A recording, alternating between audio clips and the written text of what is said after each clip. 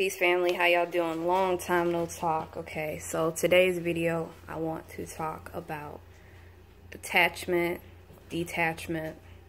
But before I get into that, I'll just tell y'all how I've been doing. I've been doing pretty good. But I guess I've been a little bit on the gloomy side, but just still dealing with a lot of things from Illinois that I'm still trying to organize. Like, for example, I got to go through all of my things and figure out what I want to keep, what I don't want to keep. Find some movers that will move my stuff into my new place when I get my new place. Just a bunch of new stuff. What else?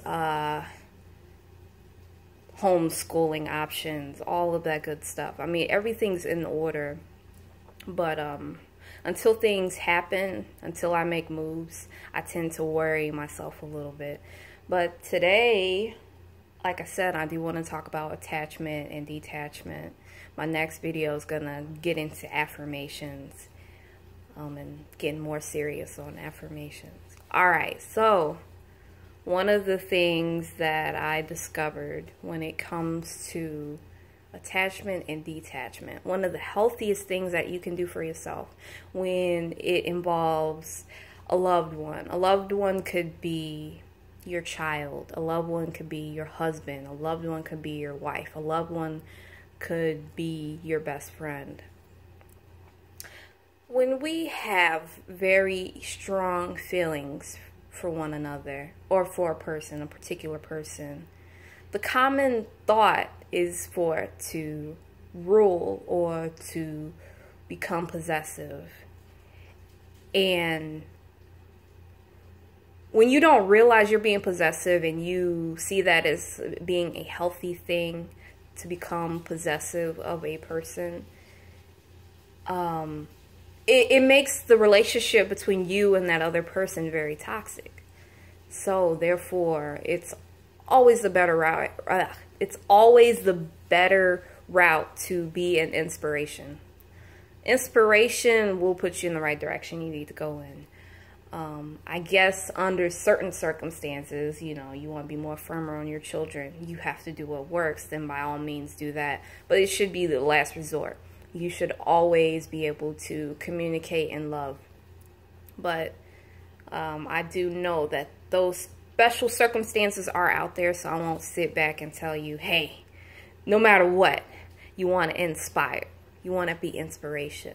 But that should always be your first choice, is to inspire and act out of love. Because the people that you love, they sense that energy. You know what I'm saying? The only person that you are most in control of is yourself. You love a person, you respect boundaries by being an inspiration if you do want to be a light in their world.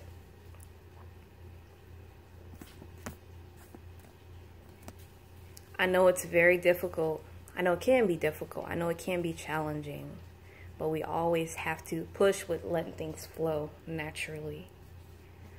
You know, if we want to develop that relationship that we love and adore so much, we have to let go of the false sense of rulership over another human being. We have to let go of that.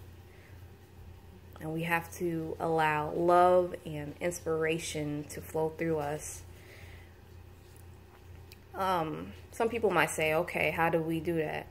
How do we communicate out of love? How do we not be possessive or controlling?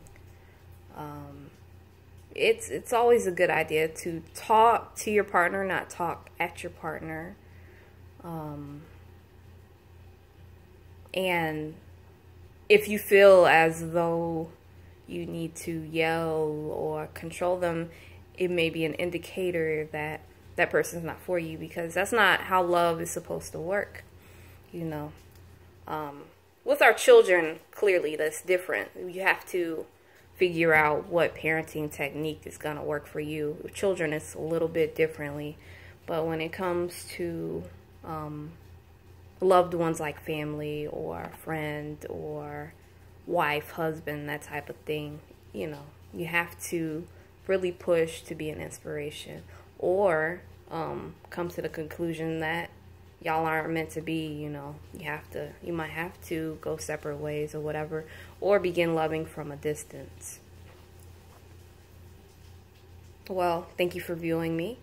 I will be making my next video. It's going to be on affirmations. Peace, love, and light to you. Have a beautiful day.